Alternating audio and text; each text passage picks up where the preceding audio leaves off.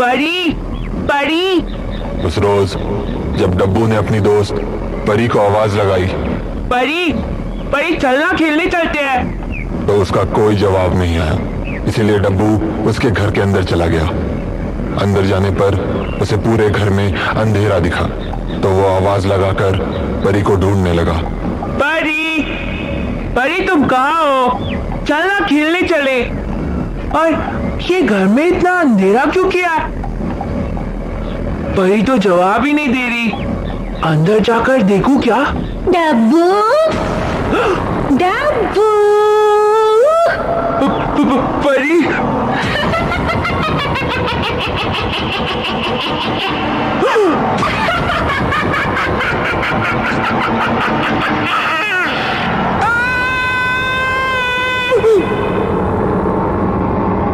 मैं हूं कुंदन। उस रोज मैं अपने घर के बाहर खड़ा था, तभी मेरे पास डब्बू दौड़ता हुआ आया। अरे डब्बू, क्या हुआ तुझे? ये भागा भागा कहाँ से आ रहा है? कुंदन, वो परी को, वो परी को कुछ हो गया है कुंदन। कुछ हो गया है? क्या हो गया है? वो अजीब अजीब हरकतें कर रही है। क्या बोल रहा है डब्बू? साफ साफ बोलना। अरे वो अजीब हो गई है। ना तो वो मेरी बात का जवाब दे रही है और ना मुझसे बात कर रही है। और तो और आज तो वो अजीब तरह से हंस भी रही थी। कुछ तो बहुत बुरा हुआ है उसके साथ। हमें कुछ करना होगा। ठीक है, पर मुझे ये तो बता कि परी ऐसी हरकतें कब से कर रही है? कल तक तो वो ठीक ही थी। अरे कल शाम के बाद ही तो ये सब शुरू हुआ है। क्या मतलब? कल तुझे घर छोड़ने के बाद जब हम दोनों वापस जा रहे थे तो बगीचे वाले बूढ़े पेड़ के पास परी अचानक से रुक गई और मुझसे बोली, डब्बू, तूने वो आवाज सुनी? कैसी आवाज? कोई मेरा नाम पुकार रहा था। नहीं तो, मुझे तो ऐसी कोई आवाज नहीं आई। अजीब है। चल छोड़, घर चलते हैं। परी, परी। डब्बू देख, फिर से आई आवाज। पर मुझे तो नहीं आई। यार परी, चलते हैं ना यहाँ से। ये बूढ़ा पेड़ अच्छा नहीं है। तुझे कोई वहम हुआ होगा। अरे मैं कह रही हूँ ना, आवाज आ रही है। परी, परी, हाँ परी। ओए डब्बू, सामने देख, लगता है आवाज उसी घर से आ रही है। अरे पर वो घर तो जला हुआ है ना। हाँ, पर अंदर जरूर कोई होगा। पर अंदर जाना ठीक होगा क्या? पिछली बार मैं एक जले हुए घर में गया था तो बहुत बड़ा पंगा हो गया था। ओफो, तू भी ना कितना डरता है। एक काम कर, तू यहीं रुक, मैं देख कर आती हूँ। अरे पर परी, अगर तुझे कुछ तू चिंता मत कर, मैं अभी गई और अभी आई। उसके बाद परी उस घर के अंदर चली गई। मैं काफी देर तक उसका इंतजार करता रहा, पर वो बाहर ही नहीं आई। पर तभी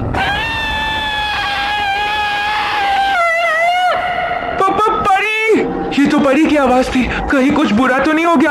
अंदर जाकर देखूं क्या? मैं घर के अंदर ही जाने वाला था कि तभी परी बाहर आ गई। परी, तू ठीक है ना? परी, कुछ बोलना। घर चलते हैं। पर तू ठीक है ना? घर चलते हैं। परी, घर चलते हैं। परी ने उसके बाद मुझसे कोई बात नहीं की। मुझे लगा कि आज वो ठीक हो गई होगी, पर आज तो वो और भी अजीब हरकतें कर रही थी। पता नहीं उसे क्या हुआ है कुंदन। मुझे तो कुछ समझ में नहीं आ रहा। समझ तो मुझे भी नहीं आ रहा। मुझे नानी से ही बात करनी पड़ेगी। तू एक काम कर। क्या? तू घर जा, मैं नानी से बात करके तुझे बताता हूँ। ठीक है। तो उसके बाद डब्बू वहां से अपने घर लौट गया और मैं नानी से बात करने उनके पास चला गया। नानी, कुंदन, क्या हुआ? वो आपसे कुछ पूछना था। पूछ। वो डब्बू है ना, वो बता रहा था कि परी को कुछ हो गया है। क्या हो गया है? वो कह रहा था कि परी अजीब अजीब हरकतें कर रही है और कुछ पूछने पर जवाब भी नहीं देती है, बस अजीब तरह से हंसती रहती है। ये सब कब से हो रहा है? कल से, जब से वो बूढ़े पेड़ वाले घर के अंदर गए हैं। ओह, अब समझी। तो ये काम चांदनी का है। चांदनी का? कौन चांदनी? वही चुड़ैल जिसने परी पर कब्जा किया है। चुड़ैल? हाँ। पर आपको कैसे पता कि? अरे मुझे सब पता है। जिस घर की तू बात कर रहा है, चांदनी पहले वहीं रहती थी, पर कुछ महीने पहले ही उसे उस घर के अंदर बंद करके जिंदा जला दिया गया था। पर लोगों को ये नहीं पता था कि उस वक्त चांदनी पेट से भी थी।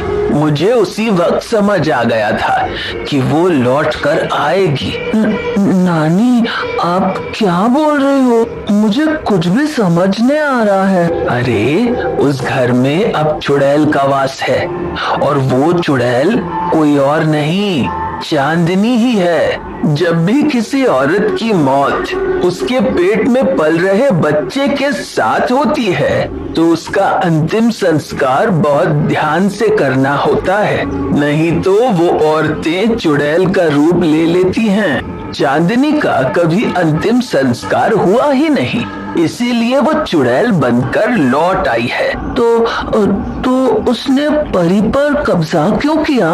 उसका खून पीने के लिए, और क्या? क्या? हाँ, और नहीं तो क्या। चुड़ैल का सबसे आसान शिकार बच्चे ही होते हैं। उनके खून से वो अपने आप को जवान और खूबसूरत बनाकर रखती हैं। हर अमावस को चुड़ैल अपना शिकार करती ही है, और कल अमावस की रात है। कल 12 बजे के बाद वो परी को जान से मार डालेगी। क्या? तो क्या परी को बचाने का कोई तरीका नहीं है? मैंने ऐसा तो नहीं कहा। मतलब हम परी को बचा सकते हैं? बिल्कुल, पर उसकी एक विधि है जो काफी मुश्किल हो सकती है। क्या विधि? चांदनी का विधि पूर्वक अंतिम संस्कार। मतलब उस चुड़ैल की अस्थियों को इकट्ठा करके उन्हें जलाना होगा? हाँ, पर उससे काम नहीं बनेगा। क्यों? क्योंकि वो चुड़ैल है और वो बहुत ताकतवर होती है। उसे रोकने का एक ही तरीका है। क्या? सरसों। सरसों? हाँ, चुड़ैलों को सरसों की गंध बर्दाश्त नहीं होती, इसलिए हमें अंतिम संस्कार की विधि में सरसों का इस्तेमाल करना होगा। पर कैसे? उसके लिए तुम्हें उसकी सारी अस्थियों को एक कपड़े में इकट्ठा करके एक गड्ढे में डालना होगा, और फिर उसके ऊपर ढेर सारा सरसों डालकर उसे आग लगा देना होगा। सरसों उस चुड़ैल को दोबारा आने से रोके रखेगी। परी को बचाने का यही एक रास्ता है। पर नानी, ये तो बहुत सारा काम है, और हम उसकी अस्थियां इकट्ठा कैसे करेंगे? वो तो उसी जले हुए घर में रहती है। कल दिन ढलने के पहले तुम उस घर में जाकर उस घर के बाहर सरसों की लक्ष्मण रेखा खींच देना। उससे वो उस घर के अंदर नहीं आ पाएगी, और तुम सारी तैयारियां कर लेना। पर नानी, अगर यही करना है तो हम सुबह सुबह ही जाकर कर सकते हैं ना? रात को जाने की क्या जरूरत है? क्योंकि ये विधि तभी काम करेगी जब उस चुड़ैल की ताकत सबसे ज्यादा होगी, और चुड़ैल सबसे ज्यादा ताकतवर अमावस की आधी रात को होती है। इसीलिए रात के 12 बजने तक तुम्हें घर के अंदर ही बैठे रहना होगा। पर ध्यान रहे, चुड़ैलें बहुत छल किया करती हैं, उसके छल में मत पड़ जाना, वरना उसके बाद उसके चंगुल से निकलना मुश्किल होगा, क्योंकि एक चुड़ैल की नजर उतारे नहीं उतरती। पर नानी, इतने सारे काम मैं अकेले कैसे करूँगा? कल आप भी चलना ना मेरे साथ। अरे तो डब्बू को ले जाना, मदद हो जाएगी तेरी। बस मेरी कही बातें याद रखना। तो नानी की बात मानकर मैं और डब्बू अगले शाम उसी घर के पास चले गए और पूरे घर के बाहर सरसों की लक्ष्मण रेखा खींच दी और घर के अंदर जाकर 12 बजने का इंतजार करने लगे।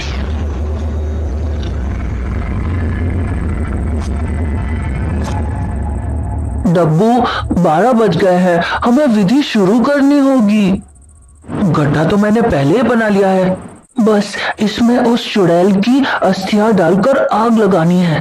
पर उससे पहले मुझे एक आखिरी बार पूरे कमरे को अच्छे से देखना होगा कि कहीं कोई हड्डी का टुकड़ा छूट तो नहीं गया। तू एक काम कर, खिड़की से बाहर नजर रख, कुछ भी दिखे तो मुझे बताना, ठीक है?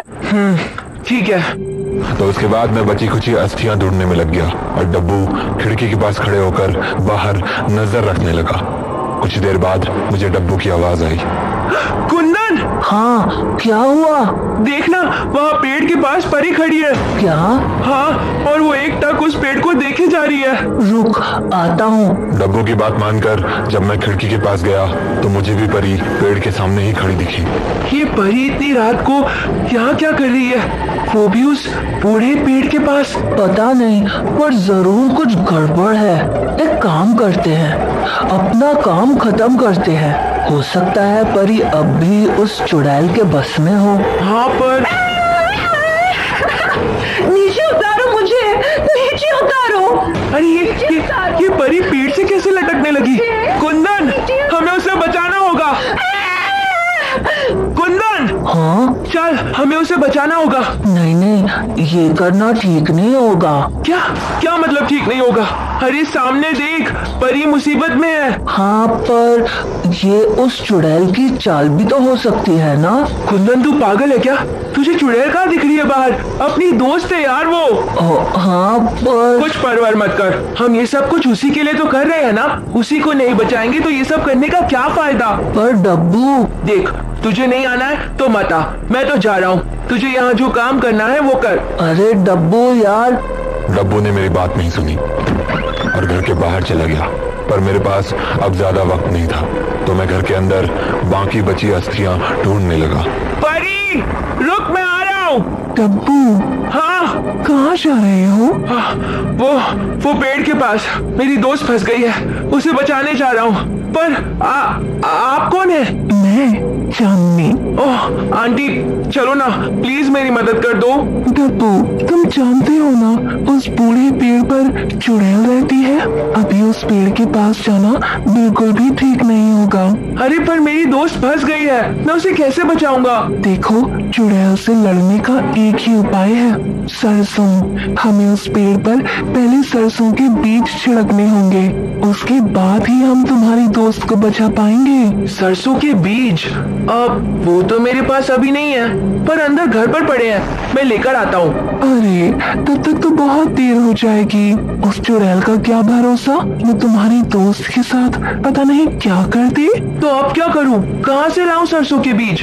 ये देखो, यहाँ घर के चारों तरफ इतने सारे सरसों के बीज पड़े हैं, सभी को उठा लो और उस पेड़ पर फेंक दो। हाँ, यही करता हूँ, रुको। डब्बू, क्या कर रहा है? अरे परी को बचाने के लिए हमें उस पेड़ पर सरसों के बीज फेंकने पड़ेंगे, वरना वो चुड़ैल उसे छोड़ेगी नहीं। रुक रुक रुक, बीज मत उठा। अरे क्या रुक कुंदन, देख रहा है ना परी कितनी मुश्किल में है। हाँ, पर ये सरसों के बीज मत उठा। अरे कुंदन, पर डब्बू, जल्दी करो, हमारे पास वक्त बहुत कम है, जल्दी से बीज उठाओ। हाँ, उठाता हूँ। डब्बू रुक। अब क्या है? ये कौन है? ये चांदनी आंटी है, ये मेरी मदद कर रही है। चांदनी आंटी?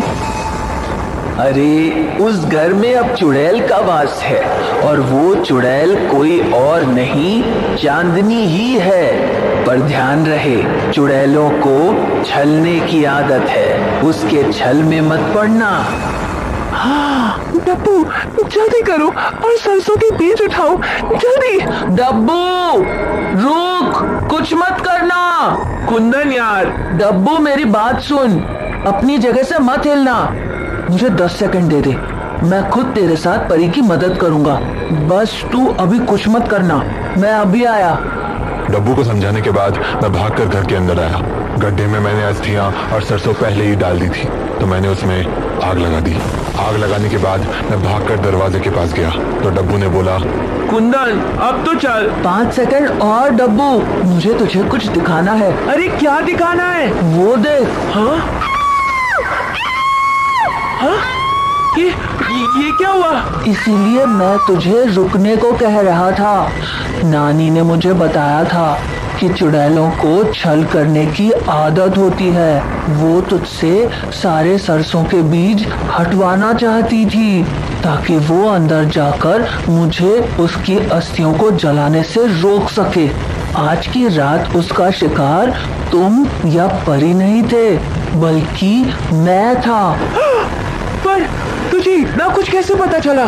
मेरी नानी ने बताया। अब चल, परी को घर ले चलते हैं। उस चुड़ैल की कहानी खत्म हो गई है।